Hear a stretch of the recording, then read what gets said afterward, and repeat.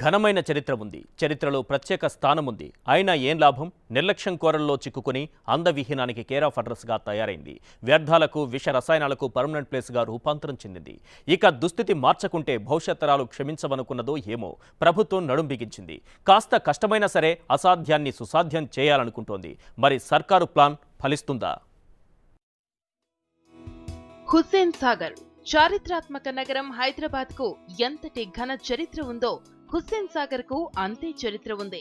వందలాది ఎకరాల్లో విస్తరించి ఉన్న హుస్సేన్ సాగర్ 18వ దశకంలో హైదరాబాద్ తో పాటు చుట్టుపక్కల జిల్లాలకు మంచినీరును అందించిన వరప్రదాయిని.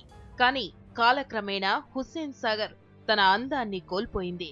జంట నగరాలతో పాటు పరిసర ప్రాంతాల దాహార్తిని తీర్చిన హుస్సేన్ సాగర్ కాస్త హానికర రసాయనాలను తనలో నింపుకుని విష వలయంగా మారింది.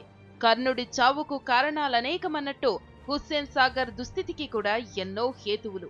దీనివల్ల హైదరాబాద్ నడిబొడ్డున ఉండే హుస్సేన్ సాగర్ పక్క నుంచి వెళ్లాలంటేనే ముక్కు మూసుకుని పోవలసిన పరిస్థితి దాపురించింది.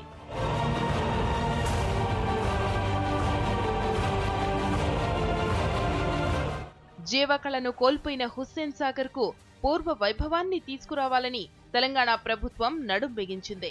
సాగర్ పరిసర ప్రాంతాల్లో పర్యాటకాన్ని పరుగులెత్తించాలని టీ సర్కార్ ప్రణాళికలు రచిస్తోంది.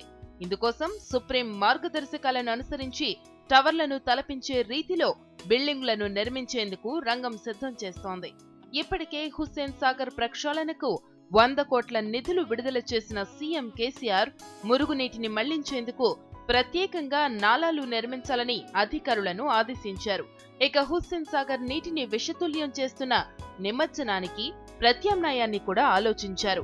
ఇందిరా పార్కులో వినాయక సాగర్ పేరుతో ఓ చెరువును నిర్మించి అందులోనే విగ్రహాలను నిమజ్జనం చేసేలా చర్యలు తీసుకోవాలన్నారు.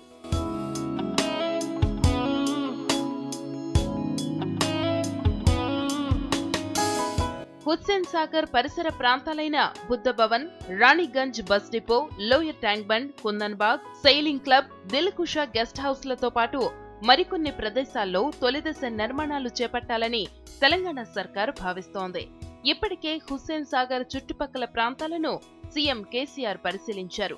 పర్యావరణానికి ఎలాంటి హాని కలగకుండా సుప్రీంకోర్టు ఆదేశాలకు లోబడి ఎత్తైన కట్టడాలు నిర్మించాలని, హుస్సేన్ సాగర్ ను అభివృద్ధి పరుస్తామని తెలంగాణ సీఎం కేసీఆర్ చెబుతున్నారు. నాణ్యతా ప్రమాణాలు పాటించేందుకు ఖర్చుకు వెనకాడేది లేదని తెలంగాణ సర్కార్ ధీమాగా చెబుతోంది.